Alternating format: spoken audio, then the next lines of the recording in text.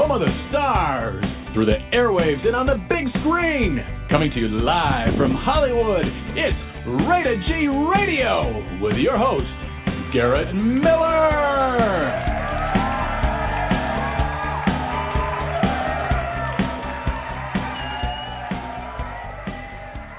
Everybody, welcome back to Rated G Radio. It's Wednesday night, and it's the last Wednesday of the month. Is it the last Wednesday of the month? I got to look at the calendar here. Well, I'm going to say it's the last Wednesday of the month, but it really, I don't think is, because we've got next Wednesday, the 30th.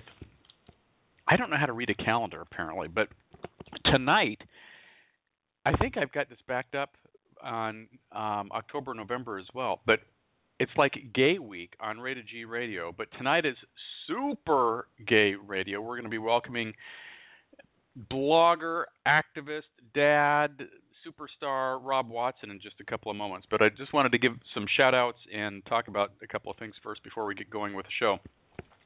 Big shout-out to trucker Patty Spangler last night for being on the show for Transgender Tuesday. And that got lots of people talking and listening to the show and great feedback on Facebook. So thanks to everybody who was part of the show last night. And then on Thursday, tomorrow night, we have LGBT author Jace Payne, and he sent me his book. I have not – here's the deal. Whenever I have authors on, I really do read their books, but I don't usually read it until we get closer to the show date.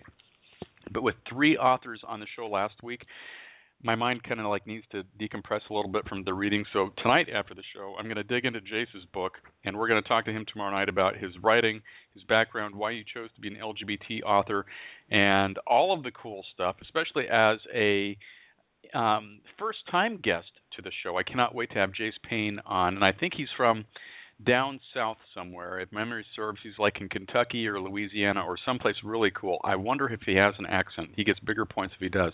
And then a Friday show live at 9 a.m., we have Jules Day. And you go like, who in the heck is Jules Day?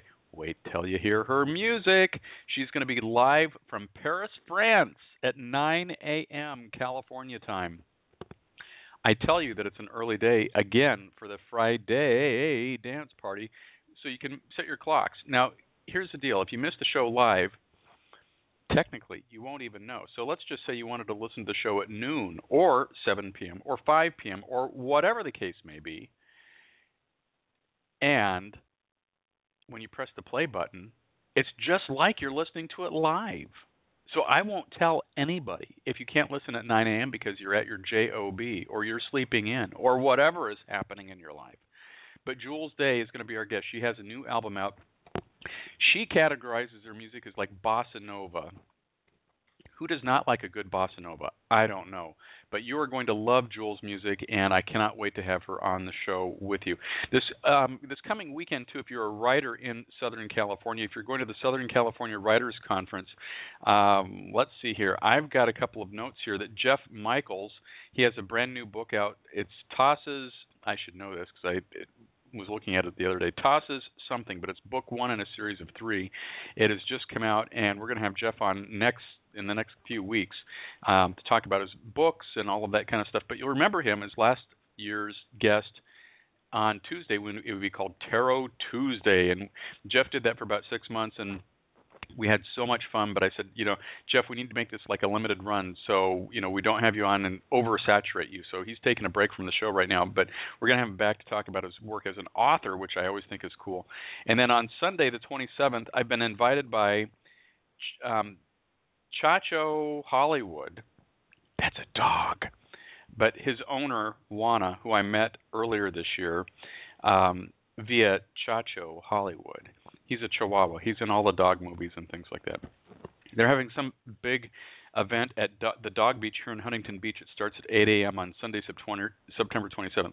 So if you want to come hang out at the Huntington Beach Dog Beach, because we have a dog beach, you can come hang out starting at 8 a.m. and you can meet superstars like Chacho Hollywood and their owners. I don't know what is involved in that, but I'm really kind of intrigued. If I'm up at that hour, I'm always up, but whether or not I want to be presentable and have my public persona on, maybe a different thing. But it starts at 8 o'clock in the morning. So if you want to do something this coming Sunday, I'm telling you, that's what's happening. Now, without further ado, overdue, welcome to Mr. Rob Watson. And Rob, it's always fun to have you back for Super Gay Radio. I love it. I love being on Super Gay Radio. Isn't that crazy? and I'm such an easy guest. I was just thinking as you were talking about that, because I host my own show, and you're right. Authors are. I mean, none of them are listening, but they're such a pain. They give us all this homework that we have to do before we talk to them, and you're really easy because you have great music, and I just listen to music, and we're ready to go, and my stuff's easy to read. So yeah, we're optimal guests.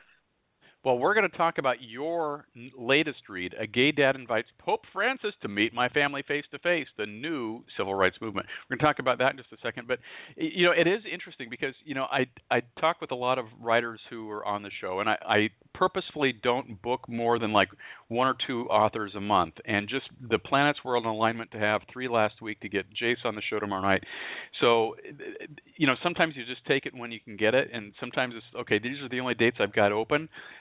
And like I tell you, Rob, I book guests first come, first serve. And I don't play favorites. Right. It's just like you tell me when you want to be on the show, that's the date, and then I write you in ink in the book, and that's it. So if you don't get the date that you want, not my problem. And I don't mean to say it like that, but not my problem, because I just leave it open for everybody when they want to, be on. And so that was my problem for scheduling all these writers last week. But I really do read the books. And so often I'll hear back from the authors afterwards that, that was really interesting being on your show, because usually when I'm being interviewed, nobody ever reads the book. And I'm like, well, why the hell would you be on? I mean, why would you be interviewing somebody if you're not going to even bother to make an attempt at reading the book? Now, I get it that everybody's busy and everybody has a job and whatever the case may be. However, I think even a half an hour before the show, which I've had to do sometimes, I've actually sat down and said, okay, I've got to crack the book and at least get, 2 or 3 chapters in before the show starts, so I have at least a flavor of what's going on. But I really do read the books. Yeah, me too. And and don't get me wrong, I was actually teasing because I love writers, and they've been the most fascinating guests.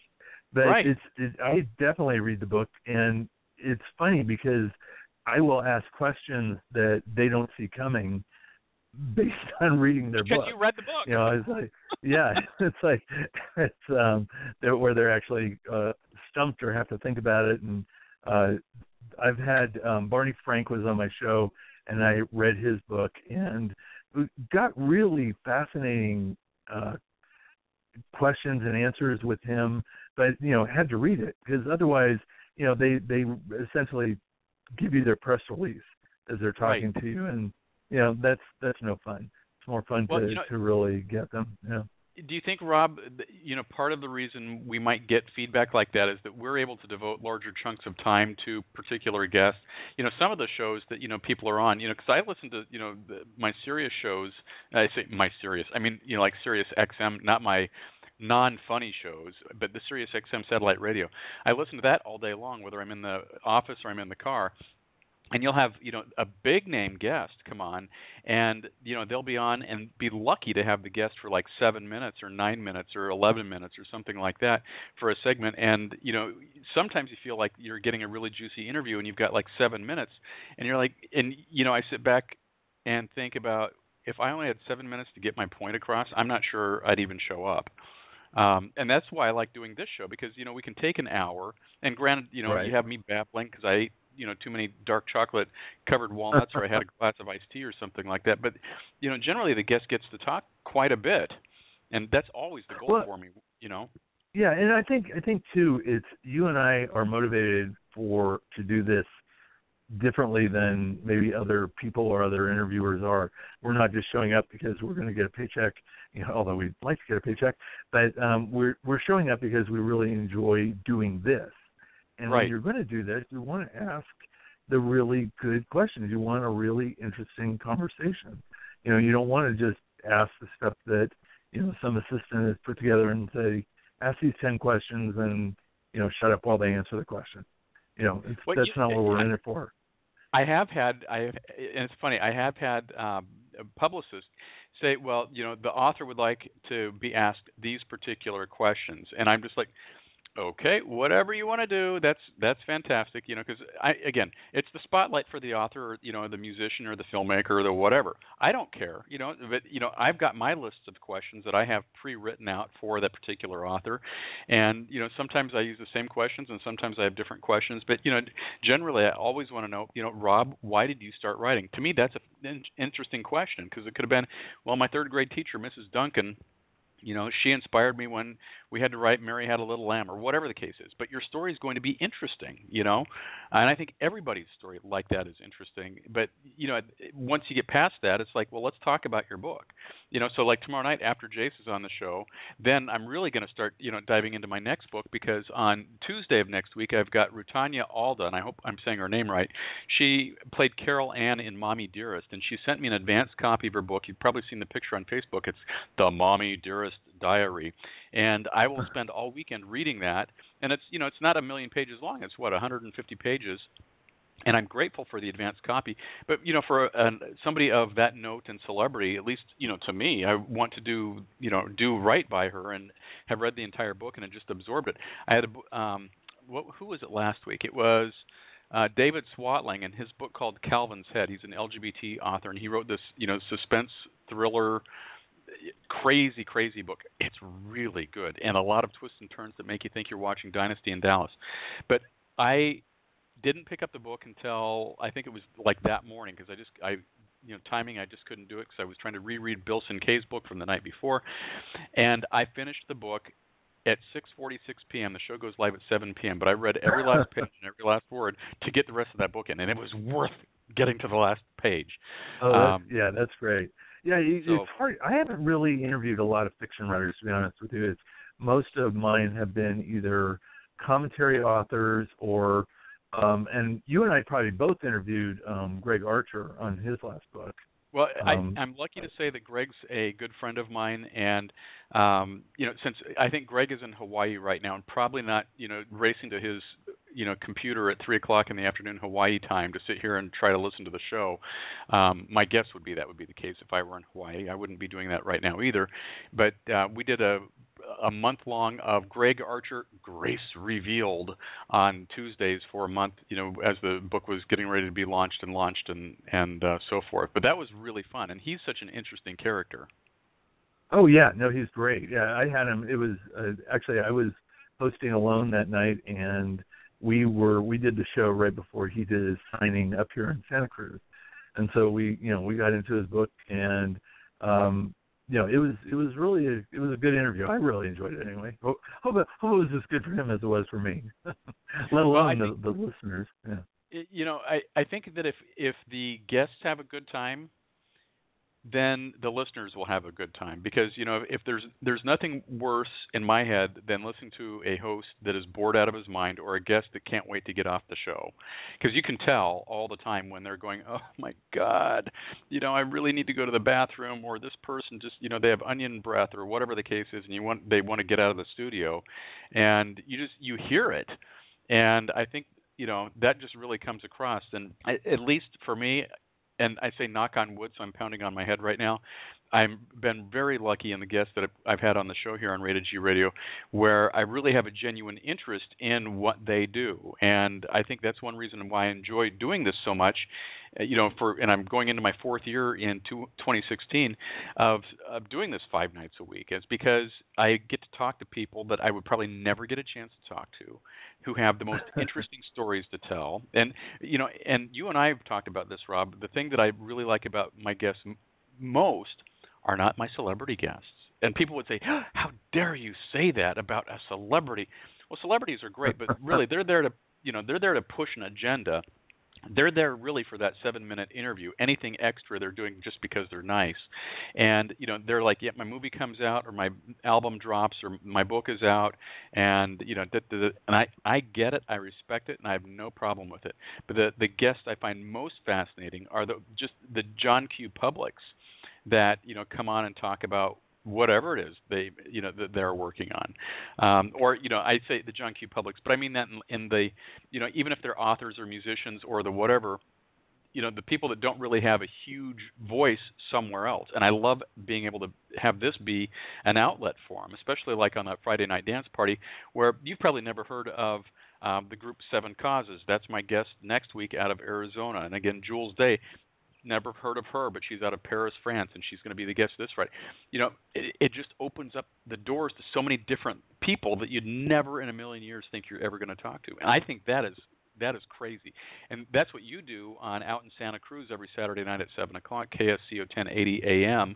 And it's outinSantaCruz.com if you want to listen online. I listen as often as I can live, but that doesn't always take place. But you've got – who's your guest going to be this week, Rob?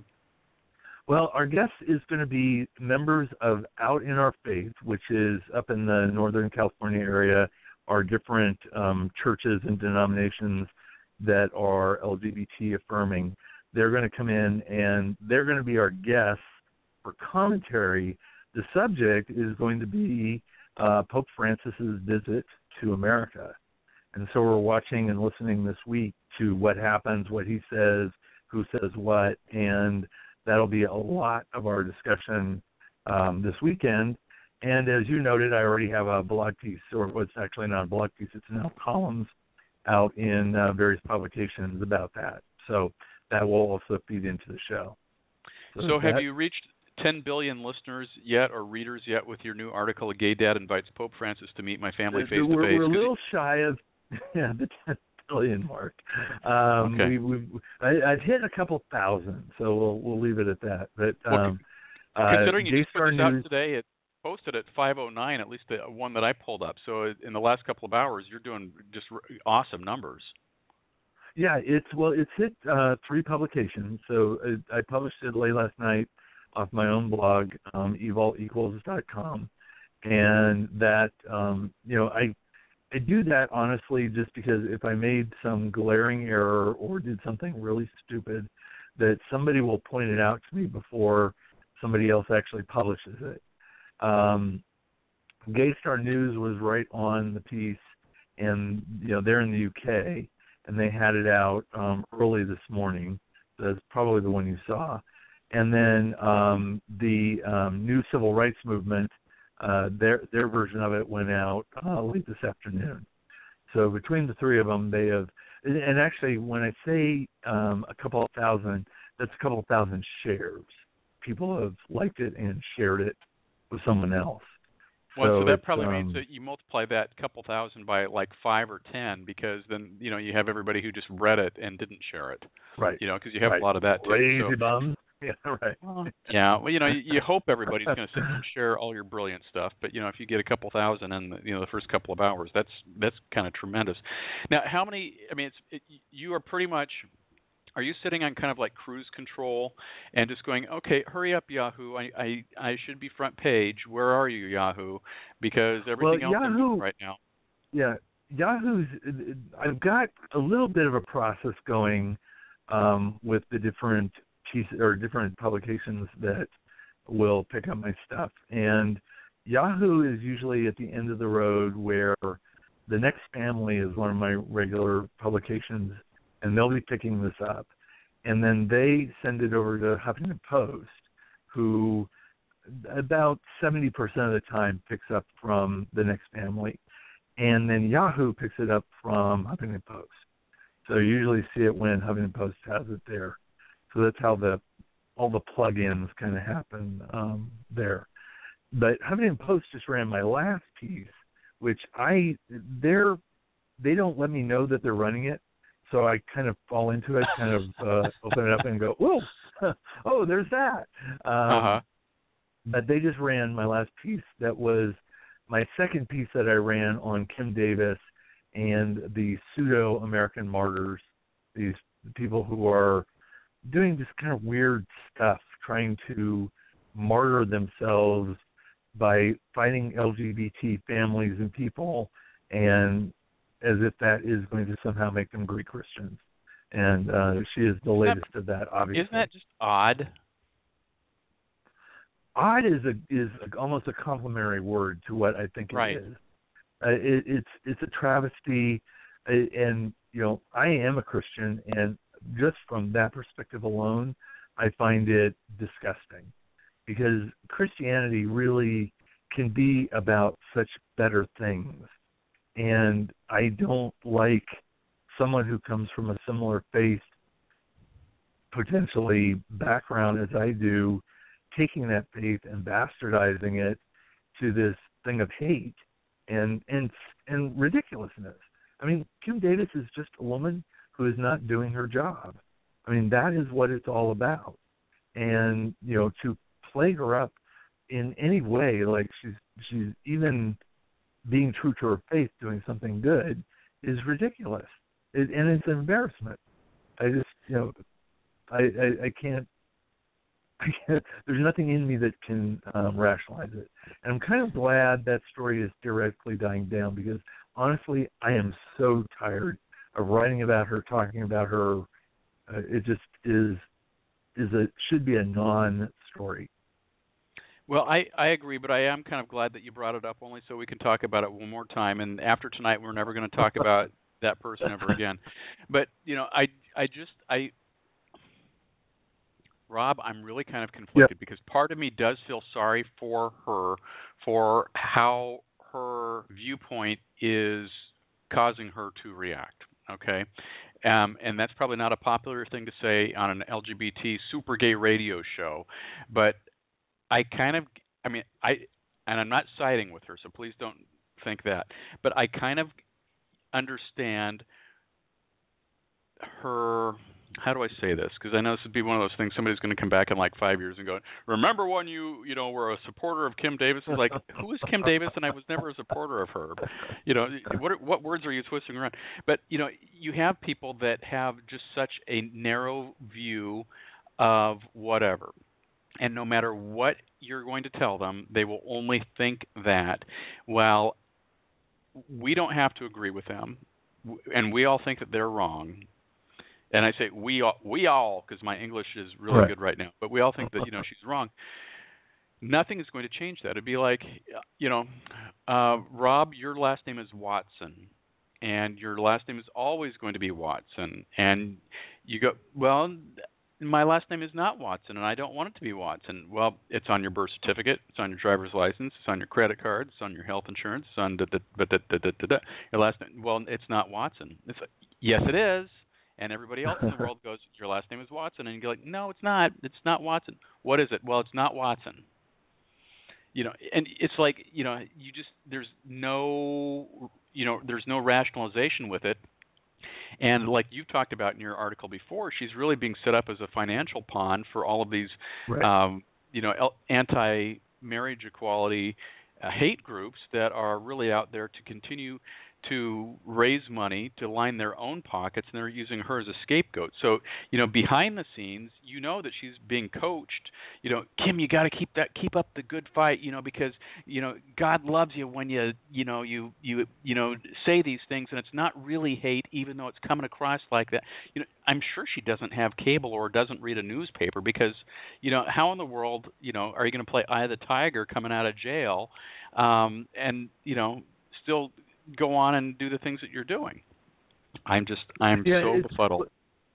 Yeah, well, here's the thing on her for me, because I'm not really into a lot of the super bashing of her. Plus, I don't see her hypocrisy in, and I do understand why people see this, but you know, she's been married 4 times, and so she has had this kind of odd personal life that's behind her.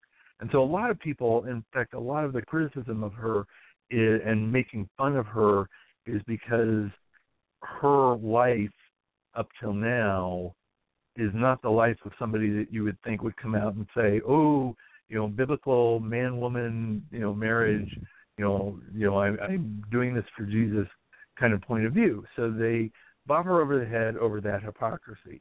Well, I kind of get where she is at in terms of that, because she only came to this great revelation about her faith 4 years ago. So a lot of this, her marriage choices and all that stuff, was well before that. That being said, what that means is if she is really holding herself to the same standards that she is holding gay people to, then with her faith, I don't believe this, but with her faith, she should be divorcing husband number 4 and going back to husband number 1, because in the eyes of the Bible, that's the one she's actually truly married to. And right. If she doesn't, then she is, as she would put gay people, an unrepentant sinner, because she is not only has sinned, but she is staying with it, kind of thing. Now, I don't believe that, and I wouldn't pin that on her, but that from her but from a book, logic standpoint, that's how it'd be. However, yeah. Here is where I have the bigger issue personally with her, and it was a little late in the game. It is with her most recent interviews where she is just hurt, and I feel for her. Her people say that God doesn't love her, that she is a sinner, and then her other comments about how, well, she really, she was really critical of gay people wanting that piece of paper, and how could they be so shallow that would define their relationship? If she feels really sorry for them, that they need that, and that's where I find her to be really hypocritical. Yep. Because if it meant so little, then why is it mean so much to her to withhold it? And she has gone beyond the point of, I just don't want to be involved in this. I'm going to step back, and I can't put my rubber stamp on it. Right. Because there have been lots of ways for her to step back, let other people do it, no harm, no foul. But she's caught up in the Liberty Council engine. She's a big moneymaker for them. She's a talking point for presidential candidates. She has hit the big time, and she's been seduced into it. So that part of it, that's on her. I don't feel sorry for her for everything she's got by holding on to that part of it. It's been made into a spectacle. She's played her part. The Huckabees, the Liberty Council, the Ted Cruzes, they're the puppet masters behind this whole thing. And I really loathe what they've done to it. She's the front woman, and as I said in my front article, she's the one 5 years from now, we're going to look back, and she'll still be the caricature behind it. She'll be the Anita Bryant getting the pie in the face person. And that will be her legacy. And I feel badly for her for that. I don't think she gets what it's going to end up being for her. And that's too bad. She will be dehumanized for perpetuity. Yeah. Right. I agree. Yeah. Well, let's do this. We're going to take a short commercial break thanks to our friends at Rainbow Brew. And when we come back from the break, we're going to then dive in. And I'm stalling here because I'm trying to find the commercial. I rearranged everything in my studio here. But we're going to come back and talk to Rob about his new article and more in depth, because I found some things kind of surprising that he included in there. And I will tell you that I have updated the show page to actually include that link. So if you want to go take a look and read that, you certainly can do so. And then, again, we'll be back in just a minute, so sit tight.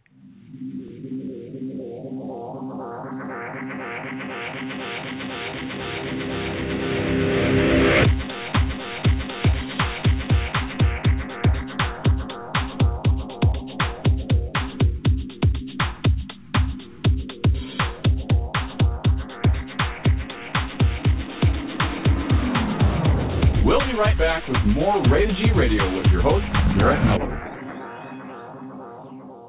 When it comes to coffee, freshness is queen. That's why Rainbow Brew believes you should have the freshest coffee, roasted to order in small batches and delivered to your door within a couple days. Whether you're purchasing for a coffee shop, restaurant, or home, Rainbow Brew is your one-stop shop for fair trade and organic coffee. Offering many unique blends, including AM 950's own Blue State blend. That's Rainbow Brew, the Queen Bean, a proud sponsor of the Morning Grind. Online at rainbowbrew.com. Brew something good today.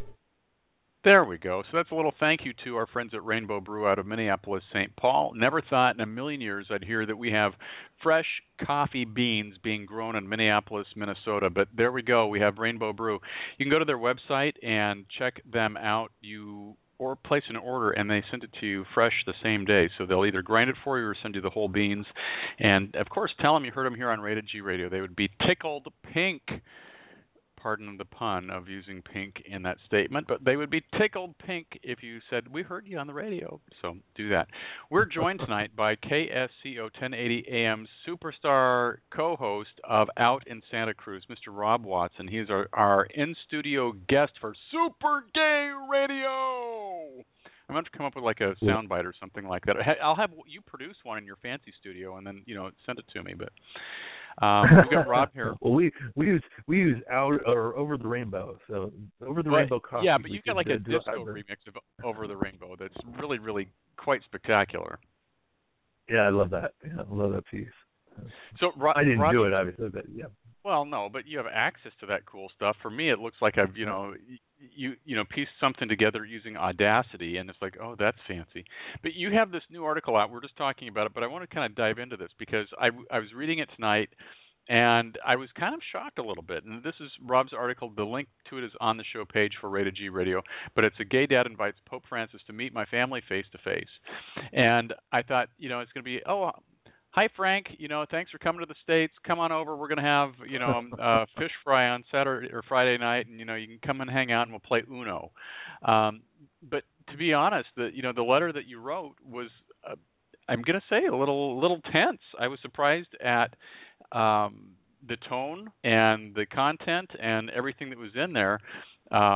I don't know why. I just thought you were going to cut the Pope a little slack, but you were like right on it. So can you tell us about the article and what prompted this, besides the fact that this is, a huge media event for everybody right now? Well, to be really honest with you, I got an email the other day, like 2 days ago, from my editor at Gay Star News, and so he actually requested it. He said, gee, the Pope's coming to the United States. It would be great if you could write up something because it deserves commentary from you, was kind of his comments about it. Now, I had written the Pope before. I actually wrote a letter to the Pope before he was the Pope. It was when the previous Pope had resigned and all the cardinals were in Rome and they were, trying to figure out who the next Pope was going to be. And I wrote kind of a wish list of what I hoped the next Pope would be like. And I had 4 points in it, and I ended the article with, be amazing, surprise us. And lo and behold, I think in a lot of ways, Pope Francis has actually done that. He's been kinder, gentler, humbler, and, really very, very counter to the last Pope that was opulent and arrogant and, just it was hard to find anything really nice to say about him. So, but that being said, Pope Francis has done kind of this two-step with LGBT people. One, he has made comments that have been kind of on the kind side, saying, who am I to judge, which was really astounding given the rhetoric that has come out of the Catholic Church. So that was really cool. But then he did things like host this huge conference in Rome last year called the Humanum that was about as bad and anti-gay as you could get. I mean, it was just really, really atrocious in terms of the propaganda that it was putting out there. I mean, it was likening male and female reproduction to, or it wasn't even likening, it was almost fantasizing that the earth was created from this male entity and female entity, the female entity being the ocean, the male entity being land coming together, and therefore all relationships had to reflect this thing, which was like, what? I mean, like, you're just making this crap up. I mean, this isn't reality. It's it's earth and water and elements, and it's much more complicated than this fancy mythology that you're putting out there. So just the trash talk that has happened from the Catholic Church about, especially like families like mine, has been out there. So the tone of my letter is really acknowledging that potentially Pope Francis is this kind, humble, good-hearted person where you could sit down and have this conversation about what really makes a family. And a lot of the rhetoric that I get, in fact, if you go to the new civil rights movement where my article appears, there's already a commentator on there who has basically said, to me specifically, your kids aren't really that great. They're not carrying on your bloodline. They're not carrying on your heritage. Not that great. Just, fake family is kind of his point of view. And so that is what Pope Francis is inspiring, is that kind of mindset looking at my kind of family. And the point of the article is, come sit down, come see who we are. And if you go look at the covers, and it's not a Pollyanna thing, you look at my two sons, and they come from parents that would have killed them if they had stayed with their parents. And my one son, Jason, comes from a heritage that, by all rights, he should be a Catholic young man. His parents were Catholic. They would have had him baptized in the church. They did this small thing of ingesting heroin when he was still 6 weeks out from being born and caused him to come early. I mean, if they'd done it a little bit earlier, he wouldn't even be alive. He'd be a miscarriage. And, that was what his natural parents had set up for him. And that isn't his fate. He is my son. Everything in me says we were destined to be a family. And he is a wonderful young man, and I love him to the depths of my soul. And that's where he came from. So my invitation to the Pope is, come see us, see what we have become, see what love has put together, and we are a real family. Well, and you also shared in your article a little about Jesse as well, and because he, you're talking about how your family came together. You were a foster, parent for him first, if I'm reading this correctly, and if memory serves. And fate from again, I'm not poking on the Catholics because we could be talking about Lutherans or Methodists or any other group. So, but since this is the Catholic Hour, his upbringing was Catholic as well, and where he was at ended up being a real horrible situation. And unfortunately for him, but the grand scheme of things, fortunately for him and you and your family, things played out the way they did, and he ended up coming to you permanently. I mean, right. Does he have any? Actually, yeah, he wasn't. His family wasn't Catholic, but where it pleased him with him was and this is specific to the Catholic Church, in the 1990s, they put out documents that said specifically same-sex parents raising kids were doing violence to their children. That was the word they used. The official church verbiage was, you were doing violence to your children by raising them and being same-sex parents. And my point about Jesse was, you come into our home and your church has said that same-sex parents do violence. There's no violence with my parenting of my children. However, in the case of Jesse, he did come from violence.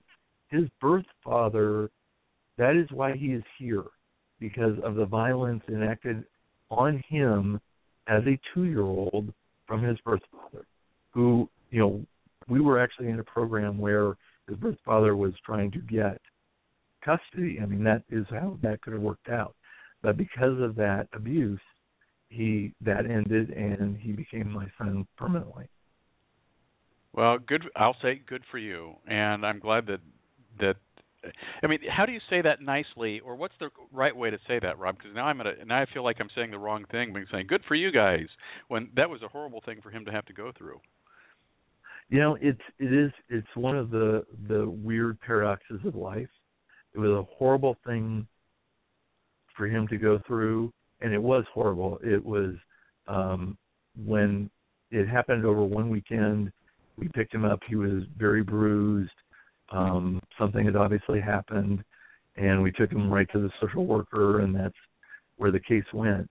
The next 2 weeks, I slept right next to his crib, and this is a child that slept through the night previous to this, and he woke up screaming through the night for the next 2 weeks, and I was right there grabbing him up, holding him, being there for him, and it was a horrible thing. The bond it forged for him and I, unbreakable. So it's like, we go through as humans these things, and you get through them, and they can make your life stronger. So I mean, that's kind of the bottom line there. But so yeah, it's what happened. But he was meant to be my son. I know it again down to the bottom of my soul. And I talk to people who come from these dogmatic places, and this is where it's non-denominational. I've been told it by Catholics. I've been told it by other Christians, where they come in and they go, well, your family wasn't God's plan. And it's like, yeah, it was. I know it was. And there's nothing that you, stranger, can come into my life and say it wasn't, because it most definitely was. These kids don't have my DNA, but they have my soul. Powerful. Hey, can I ask you, and if you don't want to share this, is okay. How long after Jesse came back to you, did he take to?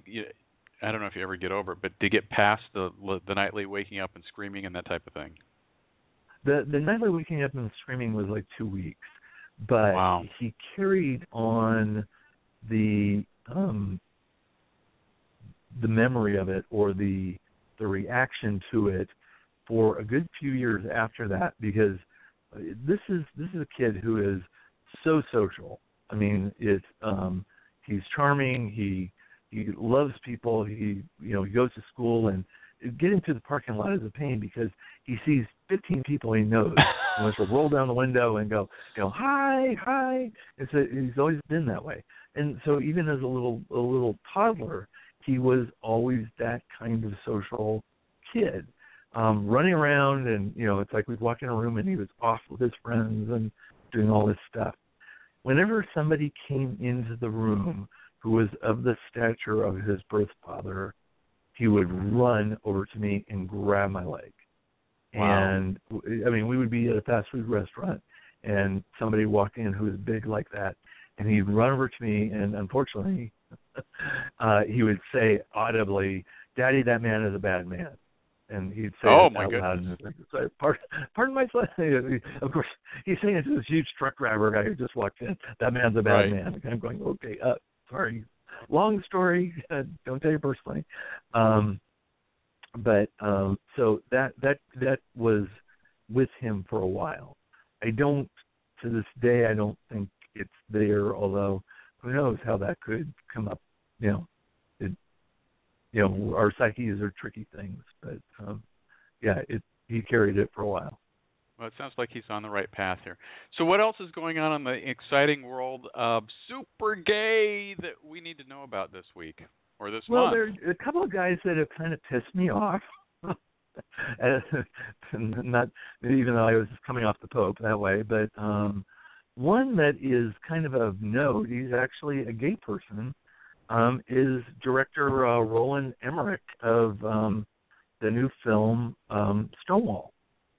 And I don't know if you've seen that or well, I've seen heard why some people are a little upset about it, and I think this would be fun to talk about. So do you want to tell the listeners what the big to-do is? Well, this is kind of, again, I'm actually more irritated about what has just happened than how it started. But yeah, let me backtrack. So the the trailer for the movie coming out, it's a big Hollywood movie about Stonewall, is coming out, and they put out a trailer for it. Now, I don't know if you remember, but a few years ago there was a small independent film about Stonewall that came out, also somewhat fictionalized, but it stayed much truer to a lot of the events that actually happened. But anyway, this big Hollywood blockbuster is coming out, and director Roland Emmerich is a well-known director. He is gay, but he is well-known for like Independence Day and The Day After, and kind of these big special effects type films. So the trailer came out, and in the trailer, the lead character of the movie Stonewall is this handsome, young, white, played in the movie gay male from the Midwest. And he is the center of the attention, and in the trailer he throws the brick that starts the riot and saves the day, and he's on the car, and everybody else is kind of a backdrop to him. And the LGBT community went nuts because it is a complete rewrite of history. The Stonewall riots, the people that were really attacked at the Stonewall Inn were transgender people and cross-dressers, and that was the environment. And they were so tired of being the ones constantly beaten and ridiculed and persecuted in New York. So this one night, when the police raided the bar yet again and attacked them, they were the ones that stood up and went, enough, and threw the bricks, started the riots, and then everybody in Greenwich Village kind of came out, and it was, it lasted for a few days. So gay people did get involved. I mean, it wasn't like they were, completely invisible, but they were kind of weaved in, later. But I mean, this was the most vulnerable people of color, transgender, that were attacked. They were the ones that got out there and were, it was sort of like, what else do we have to lose? You've tried to take all our dignity. We're fighting back. We're mad as hell. And that's what sparked the whole Stonewall thing. That was not the first uprising for gay rights, but it was the one that caught national attention and really steamrolled. So anyway, cut to modern day. This movie comes out. A lot of the community are completely offended by the rewrite of history. The studio, the director, the lead actor are all trying to backpedal and say, no, the other people are depicted. No, it's not like you think. Just the trailer looked that way, and and they have since released another trailer that looks much more diverse and kind of picks up on the criticism and everything else. So, okay, well and good. The movie's coming out. People are, a lot of people still have bad taste in their mouth. So, director Roland Emmerich goes on BuzzFeed and gives an interview. And his interview, to me, did more damage than the original trailer. Because he basically says, listen, I'm a gay white male. I'm the director of the film. I got to put myself in this. Because, it's like, gotta have me in the story in order for it to be real. So I superimpose myself in it. Plus, this is being made not for gay people. This is being made for the whole country. So it's got to be sellable. And so they're going to relate to this white kid from the Midwest much more than they would from, African-American transgender people. That's why I had to do it this way. And it was like, I was embarrassed. I was sorry I was a white gay male myself. I mean, it was just like, that is icky on a big, big scale. I just think of any other story. I mean, if it, would we be okay if this was a white straight director that said, oh, you know what, I took the Stonewall story, but, straight America is not going to relate to you gay people, so I had to have a straight white guy be the center of that and, he started the riots at Stonewall to impress his girlfriend, and because I've got to infuse myself into this story. So I just find that disgusting. Well, I don't know. The people that I've listened to today on the radio, so I have not seen the movie, and as most of the listeners know, I tend not to go to the movies, and it's more of a public service than anything else, because when I go to the movies, I know which movie I'm going to see. I know I'm going to get a bucket of popcorn, and I turn my iPad off before I go and sit down. So I'm not deciding which movie I'm going to see by walking up and saying, gee, what do you want to see tonight? I already know. When I get to the concession stand, I'm not thinking about should I get the pizza, hot dog, root beer float, chicken wings, spaghetti, or whatever. I get my popcorn and I go sit down. And when I go sit down, I shut up. And if you want to talk to me, Rob, guess what's not going to be happening? Dialogue. You're going to be talking to yourself, and I'm going to be going, be quiet. This is the inside of the movie thing. So it just drives me nuts when people do all of that, and then, it's 5 minutes into the movie and you're still telling people, turn your friggin' phone off. I will tell you, okay, we're going to go back and talk about this, but I'm on a soapbox now. So I was with my friends RJ and Nolan. We went to go see the movie, what's the earthquake movie that was just at San Andreas? And okay, yeah. This goes back a couple of months. So we're in the theater, and it's like a 10 o'clock show or something like that. And I'm going to say this, so don't get mad at me, but this is just the emotion coming out. The stupid woman, it could have been a stupid man, so it's not a woman or a man thing. It just happened to be a woman. So the stupid woman about 4 rows in front, about 3, seats over, she's doing Facebook Instant Messenger, like 5 or 6 minutes into the movie. And we're like, shut your fucking phone off, pardon my French. Yeah. And she would do it. And finally, the RJ, he should be in the NBA or something, but he's taking, kernels of popcorn and it's going, pew, pew. And we're like, 4 or 5 rows back, so she can't see who it is. But everybody's secretly going, yay!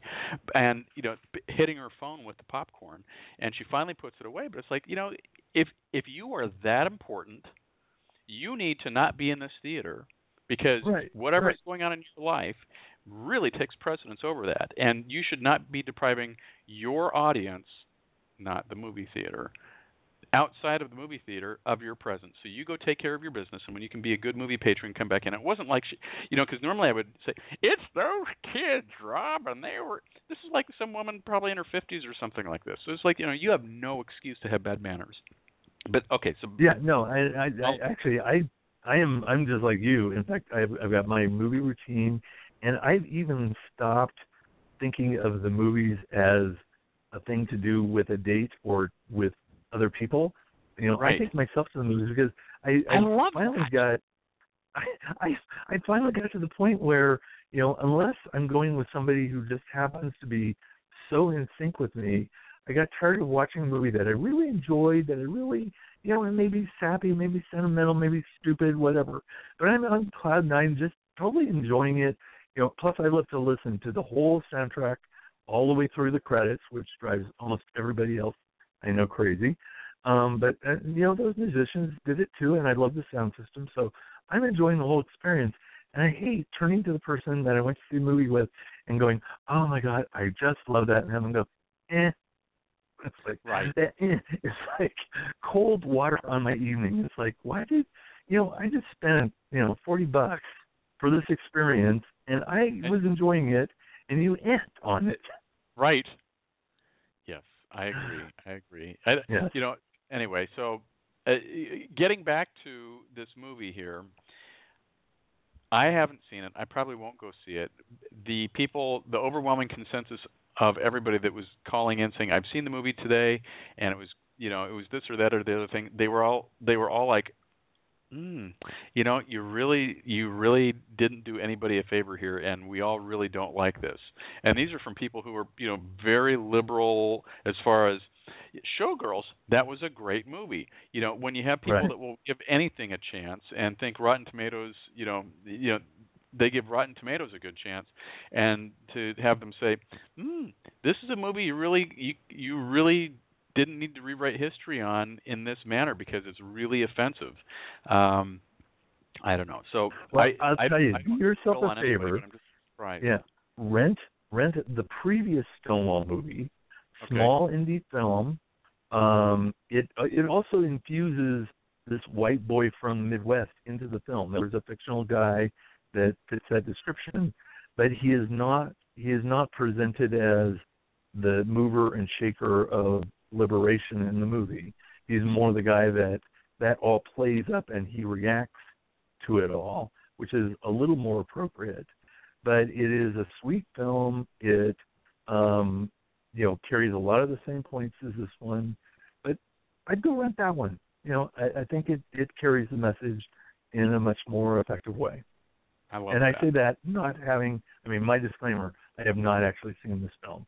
I have read reviews that have seen the film now, but that it just, the points made by the director in that interview just made my eyes spin. Yep, and I just am like, oh, your PR people should have coached you differently. Even if you really think that, you're just putting a nail in the coffin. Your entire support system wants you to be successful, and you were just like crapping on it. But on that happy note, Rob, we are out of time, because I'm going to play a song just for you to end the show. So remind everybody what you're doing this Saturday at 7. This Saturday at 7, listen on the web on www.outinSantaCruz.com. If you're in the Northern California area, it is AM Radio 1080 and Out in Santa Cruz, and we will be talking about the Pope. There we go. So everybody, it's Rob Watson. Rob, whether you know it or not, I've already scheduled you for October. I think I gave you my last date, so if you can't do it, you'll just have to tell me, and I'll do something else. But I put you down. As long as it's not Halloween, I'm listening to the Witch Sisters and going trick-or-treating with my kids, but other than that, I'm all yours. Well, I'm not going to be doing that on a show on Halloween either, but I've got you scheduled for Wednesday, October 28th. So we're going to have kind of like our Super Gay week. We're going to be having celebrity chef John Polk on the show on Monday. This is a month from now. Okay, so wow, we're talking about shows a month from today. Anyway, we're going to have Super Gay Radio week with John Polk on Monday, Transgender Tuesday, then we'll have Super Gay Radio on Wednesday, October 28th. So in the meantime, this song is a favorite of Rob's off of my album, Blonde Jesus. It's available on iTunes, Amazon, and of course on my website. If you'd like an actual physical CD, I'll autograph it personally to you and mail it to you. Please don't drive distracted tomorrow. On Thursday's show, we've got LGBT author Jace Payne. I just pinged him on Facebook, and he says, is the interview going to be on Skype, or is it on the telephone? So I just gave him all of that, so he's already excited to be on the show. This is for Rob, and we'll see everybody live on Thursday. Don't drive distracted, folks.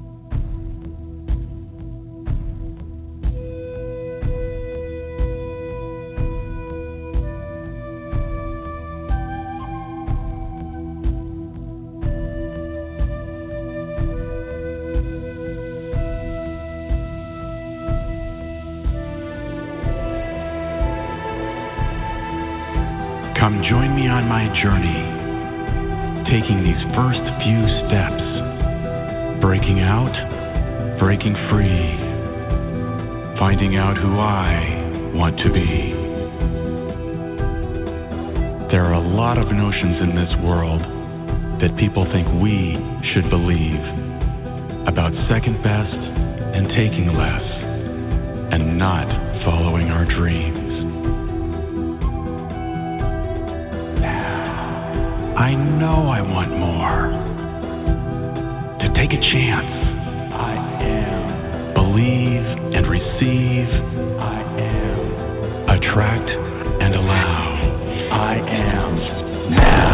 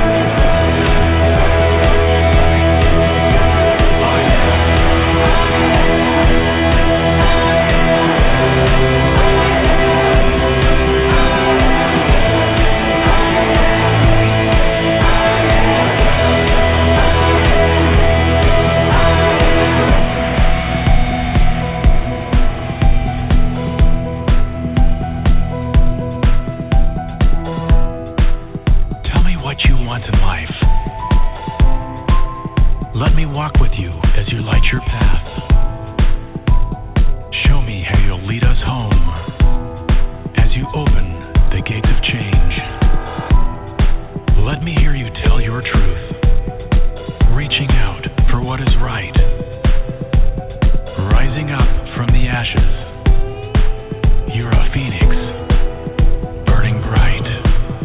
I am love, free, strong, peaceful, forgiven, joy, healthy, calm, beautiful, complete, abundant, important, worthy.